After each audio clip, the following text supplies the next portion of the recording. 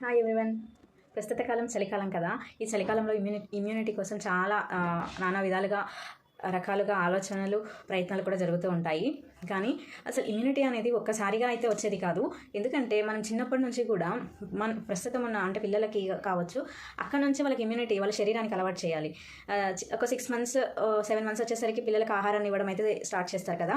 So వాళ్ళు తింటున్నారా అనేసి చిన్న చిన్నగా అలవాటు చేస్తుంటారని బిస్కెట్స్ కావచ్చు, ఇడ్లీ అనేసి ఇలా వీటికి ఈ కార్బ్స్కి సంబంధించినవి పెట్టడానికి ట్రై చేస్తారు. కానీ అసలు పోషకాలు ఉన్నటువంటి ఆహారాన్ని, న్యూట్రియంట్స్, మినరల్స్, విటమిన్స్ ఉన్నటువంటి ఆహారాన్ని ఇవ్వగలిగితే అప్పటి నుంచి వాళ్ళ శరీరంలో ఇమ్యూనిటీ లెవెల్స్ పెరుగుతాయి.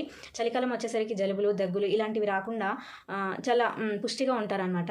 పిల్లలకైతే ఖచ్చితంగా చిన్నప్పటి నుంచే ఫ్రూట్స్ కావచ్చు, చిన్నగా జ్యూస్లా చేసి నట్స్, డ్రై ఫ్రూట్స్ వాటిని ఎలా చేసి తినిపించగలుగుతామని ఆలోచించి రకరకాలుగా పెట్టగలిగితే వాటి ద్వారా వాళ్ళకు పోషకాలు అందుతాయి. వాళ్ళ బాడీ చాలా గట్టిగా ఏర్పడుతుందన్నమాట. అలాంటప్పుడు ఇలాంటివి వస్తాయన్న బాధ ఉండదు, ఆలోచన ఉండదు. వచ్చినప్పుడు ఈ హాస్పిటలైజేషన్స్కి వెళ్ళేదాకైతే తెచ్చుకోవద్దు. కాబట్టి ముందు నుంచే జాగ్రత్తలు తీసుకోగలిగితే చాలా మంచిది.